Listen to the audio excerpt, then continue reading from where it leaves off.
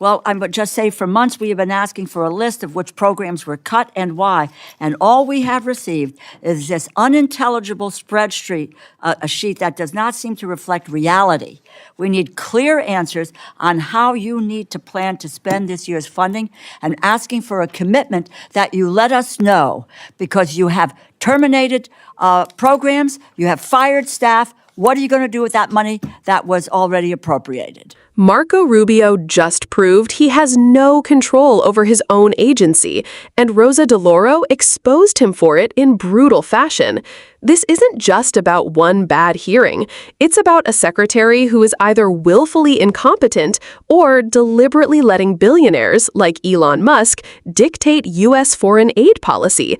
And that should terrify all of us. Thank you so much, Mr. Chairman. I might quickly say that a while ago we had a briefing by USAID senior officials, Jim Cunder, Chris Milligan, and just a quote, what has been done was an 84% cut to USAID. It scatters the remnants of USAID across a dozen state bureaus and almost guarantees that our competitors will dominate in local competition. The fact is, people have been fired and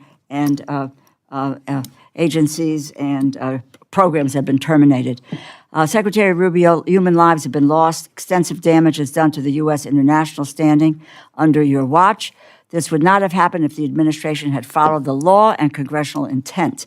Congress appropriated foreign aid funding with a clear set of directives, yet with no notice to Congress. The administration has broken the law, completely dismantled U.S. Foreign aid, hijacked funding for the State Department and USAID at the behest of Elon Musk and Doge. I might just say, you don't have the authority, Elon Musk doesn't have the authority, the president doesn't have the authority, and OMB doesn't have the authority. The authority to appropriate funding comes from this body, the United States Congress, and it is so stated in the Constitution. You're now sitting on billions of dollars. This subcommittee, which appropriated that funding in the first place, has no idea of how you plan to use them. Secretary, how do you plan to spend your agency's remaining fiscal year 2025 money, if not as directed by the Congress? Well, I think the president through OMB is going to work with you and the Congress on how best to, reset the funding levels for the new year and how to move those funds. And we await OMB guidance in that regard.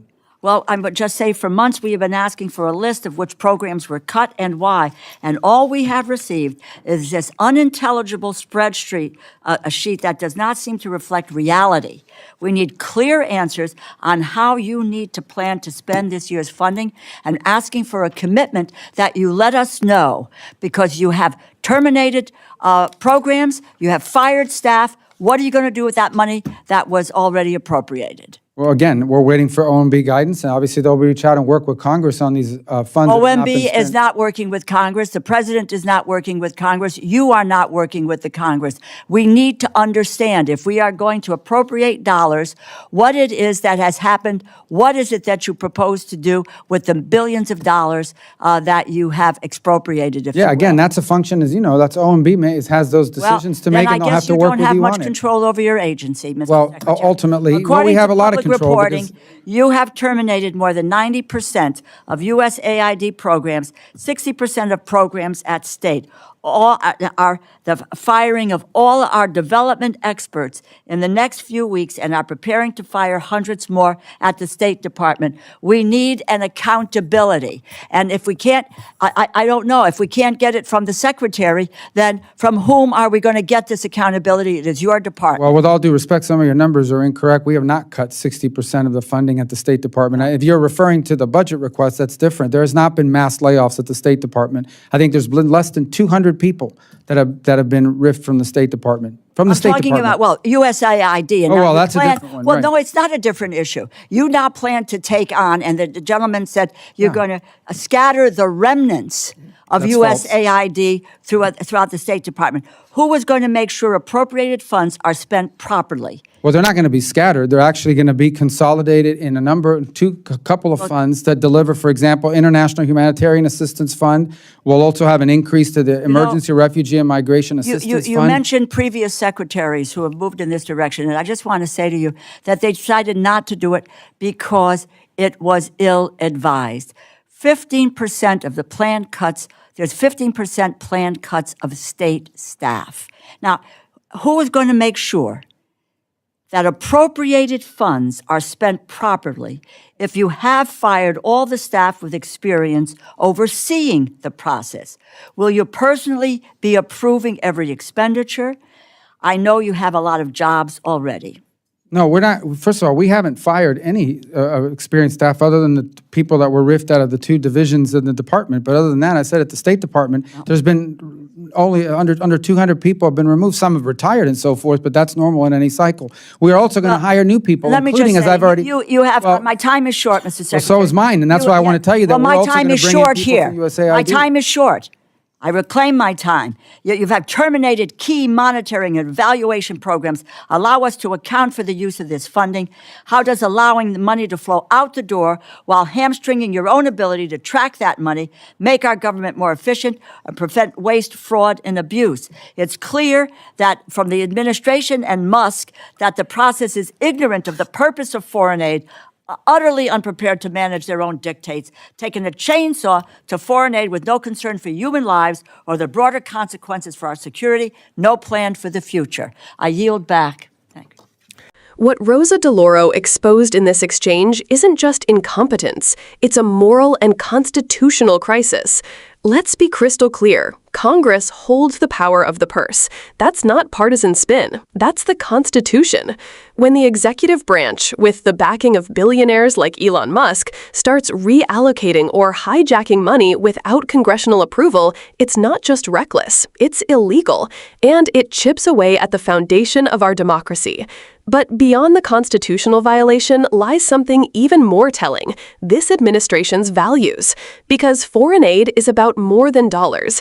It's about whether the United States still believes in compassion, stability, and global leadership, or whether we're content to turn our back on the world in the name of austerity and corporate interests. Think about what these cuts mean on the ground. In countries where USAID operates, programs are keeping children alive with vaccines, helping farmers withstand climate disasters, and providing food in war zones. When those programs vanish overnight, it's not a budget efficiency, it's life or death. Rosa DeLauro is saying what too many are afraid to admit. These cuts have already cost lives. That's the price of indifference. And then there's the global stage.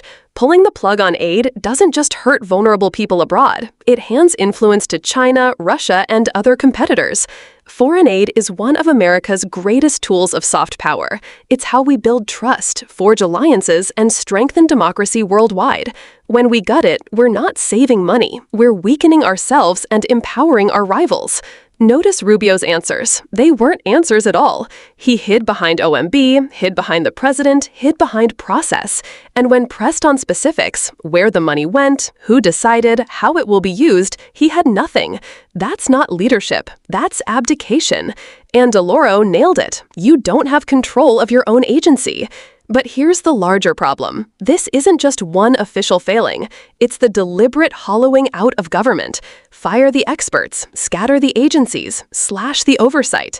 Then, when chaos follows, shrug and say we're waiting for guidance. That's not an accident. It's a strategy designed to weaken public institutions so that private power can fill the void. And who benefits? The billionaires and corporations who can swoop in where government once stood. That's why DeLauro's anger matters. She's not just fighting over a spreadsheet. She's fighting for the idea that government should still work for people, not for Musk, not for the executive branch, not for whoever can cut the biggest deal behind closed doors. And this is where viewers need to connect the dots. If government can so casually dismantle foreign aid, something Congress clearly funded, something with direct constitutional protections, what else can it dismantle? What other safeguards of democracy are treated as optional? This is how authoritarianism creeps in, not always through bold declarations, but through gradual erosion of accountability. That's why progressive voices like Rosa DeLauro are so critical right now. She's sounding the alarm before the damage becomes irreversible. And if we, the public, aren't listening, then silence becomes complicity. This isn't just about holding one secretary accountable. It's about defending the principle that public money serves the public good. Because if we let billionaires and backroom deals decide otherwise, then democracy isn't just at risk, it's already slipping away. So if you believe in transparency, accountability, and a government that reflects our values, not the whims of the powerful, this is the fight to pay attention to. And if you want to keep unpacking these moments with us here at Liberal Lens, breaking down not just what was said, but what it means, make sure you subscribe, hit the notification bell, and join the conversation. Because understanding the stakes is the first step to changing them.